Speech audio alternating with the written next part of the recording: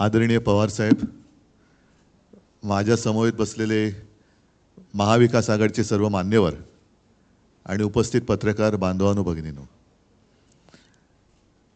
आजच्या आपल्या भेटीचा हेतू जयंतरावांनी सांगितला आहे, पृथ्वीराजजींनी सांगितलेला आहे। महाराष्ट्राच्या जनतेने जो कौल दिला आणि एक संपूर्ण देशामध्ये असं वातावरण होतं की भाजपा विरुद्ध कोणी लढू शकत नाही, हे अजिंक्य आहेत। तर अजिंक्यपणा त्यांचा किती फोल आहे, तो फोलपणा महाराष्ट्राच्या जनतेने ताकदीने दाखवून दिलेला आहे। म्हणून महाराष्ट्राच्या जनतेचे तर आम्ही आभार मानतोच आहोत, त्यांचे आशीर्वाद तर आम्हाला पाहिजेतच आहेत।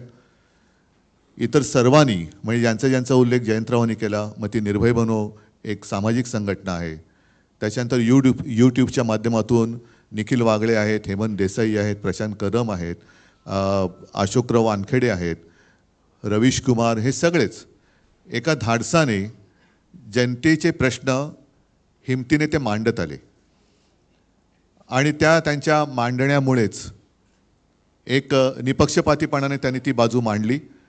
त्याच्यामुळे जनतेला सुद्धा सत्य काय आहे हे कळत गेलं आणि मी तर असं म्हणेन की ही लढाई फार विचित्र होती।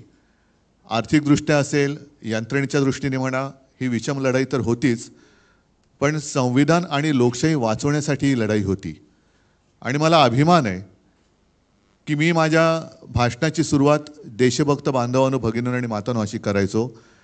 त्या सर्व देशभक्त आणि लोकशाही प्रेमी नागरिकांनी महाविकास आघाडीला आणि देशात इंडियाला जो कौल दिलेला आहे, ही एक जाग आता आपल्या देशाला आलेली आहे आणि साहजिकच आहे, हा विजय हा अंतिम नाही आहे, ही लढाई सुरू झालेली आहे। येत्या 2-3 महिन्यामध्ये विधानसभा महाराष्ट्राच्या येतील, त्याच्यानंतर सुद्धा इतर राज्यांच्या काही निवडणुका येतील। मुळामध्ये हे जे काय आता मोदी सरकार होते ते आता एनडीए सरकार झाले। हे सरकार किती दिवस चालेल हा एक मोठा प्रश्न आहे, कारण आमच्याबद्दल नेहमी म्हटलं जात होतं की युती, नैसर्गिक युती आणि अनैसर्गिक युती। तर आत्ता ते जे काय तिकडे कडबोळ झालेलं आहे दिल्लीमध्ये, हे नैसर्गिक आहे का अनैसर्गिक आहे हा सुद्धा एक मोठा प्रश्न आहे। एकूणच देशातली जनता या निवडणुकीच्या निमित्ताने जागी झाली, हे फार मोठं यश या निवडणुकीच्या वेळेला आपल्याला मिळालं असं मी मानतो। आणि आपल्या मनामध्ये काही प्रश्न असतील आपण विचारा, त्याला उत्तर द्यायचा आम्ही प्रयत्न करू। हिंदी में बाद में जयंतराव बात करेंगे।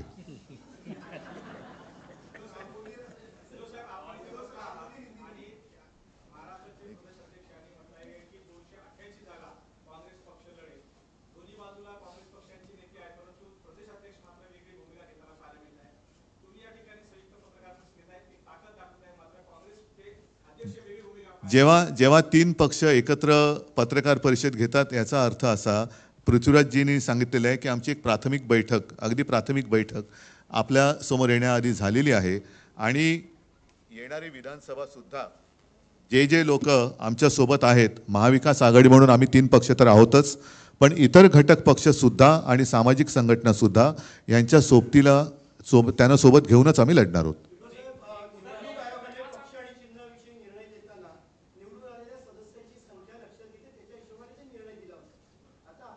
त्या निर्णयाला आम्ही सुप्रीम कोर्टात आव्हान दिलेलं आहे आणि त्या निकालाची अपेक्षा आम्हाला आता महिन्याभरात आहे।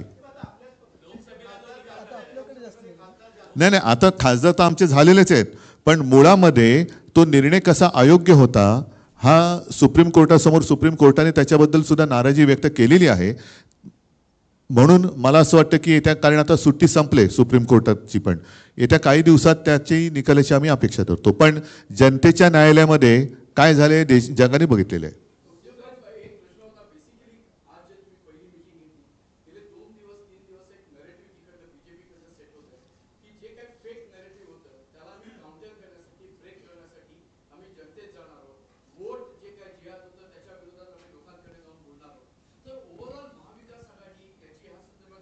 नाही, वोट जिहाद म्हणजे काय?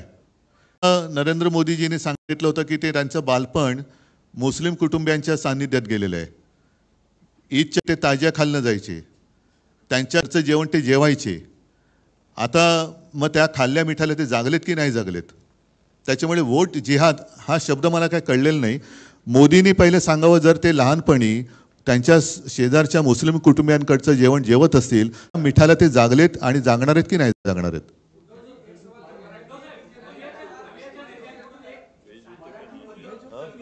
नाही नाही, ते फक्त मिठाचं बोललोय. मीठ नॉनव्हेज आणि व्हेज दोन्ही जेवणात टाकतात, त्याच्यामुळे ते जेवण काय जेवले ते त्यांनी सांगावं. आणि त्याच्यानंतर त्यांनी गोवंश हत्या बंदी पुढे करणार आहेत का?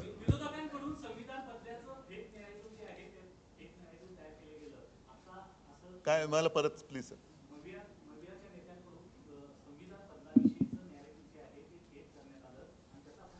बरं ठीक आहे, यांना मतं दिली तर तुमची संपत्ती हे जास्त मुलं होणाऱ्यांना वाटतील, हे काय खरं नेरेटिव्ह होतं? मंगळसूत्र उचलून नेतील, तुमच्या घरातले नळ कापून नेतील, तुमचं वीज, हे काय खरं नेरेटिव्ह होतं?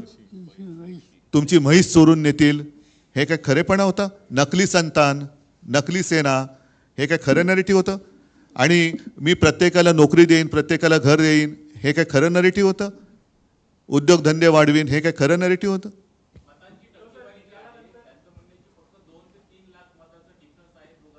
एकूण जर का देशाची लोकसंख्या लक्षात घेतली तर 140 कोटी पैकी मतदानाचा अधिकार वयाप्रमाणे किती लोकांना आहे ह्याचा आकडा मिळेल. आणि त्यापैकी भारतीय जनता पक्षाला किती मतं मिळालेत आणि उरलेली कित्येक कोटी लोकांनी भारतीय जनता पक्षाच्या म्हणजे मोदींच्या विरोधात मतदान केलेलं आहे, ही सुद्धा टक्केवारी सगळ्यांसमोर आली पाहिजे. मला वाटतं बाकीच्यांना जरा विचार.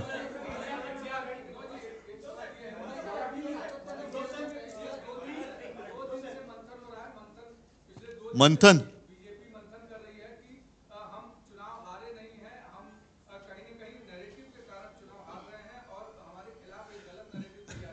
मतलब क्या?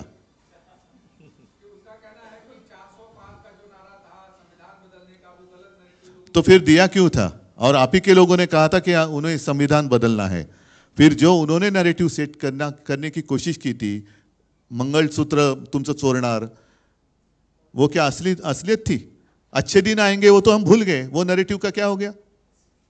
वो 15 लाख रुपए लाने वाले जो 2014 से अगर हम शुरू करें तो कितने नैरेटिव उन्होंने जो किए थे वो सारे झूठे थे. मोदी गारंटी का क्या हो गया?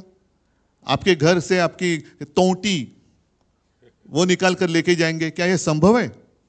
वीज कनेक्शन काट दिया जाएगा, क्या ये संभव है? तो ये झूठ नहीं था. हाँ एक मिनिट जरा मराठी.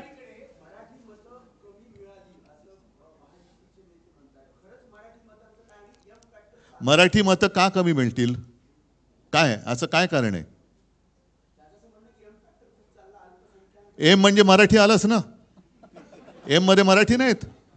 M factor. आणि मी तुम्हाला सांगतो, यावेळेला आम्हाला, मी अभिमानाने सांगेन की लोकशाही वाचवण्यासाठी सर्व धर्मियांनी मतदान केलं. त्याच्यात माझे मराठी तर आहेतच, हिंदूसुद्धा आहेतच, मुस्लिमसुद्धा आहेतच, ख्रिश्चन आहेतच, शीख आहेत, इतर सर्व.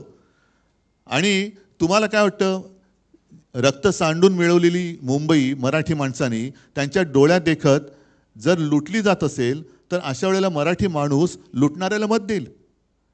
महाराष्ट्र आणि मुंबईतला मराठी माणूस मुंबई आणि महाराष्ट्र लुटणाऱ्याला कदापि झोपेत सुद्धा मत नाही देणार. त्याच्यामुळे अजूनही भारतीय जनता पक्षाला वास्तवाची जाणीव आली नसेल तर मग त्याला निवडणुकीच्या निकालाच्या विस्तवाला सामोरं जावं लागेल.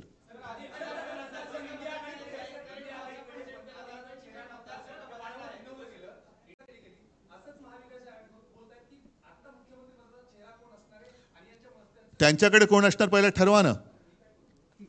त्यांच्याकडे कोण आहे? आता प्रश्न त्यांच्याकडे पण आहे. कारण मला आठवते मी मुख्यमंत्री असताना देवेंद्र फडणवीसांनी ते काय म्हटलं होतं, ते वसली 3 गावं, 2 काय, एक वसेची ना. आता हालत त्यांची तशीच आहे. तिन्हीच्या तिन्ही ओसाड आहेत, एक सुद्धा बसत नाहीये. अरे मला बाकी जरा बाकी पवार साहेब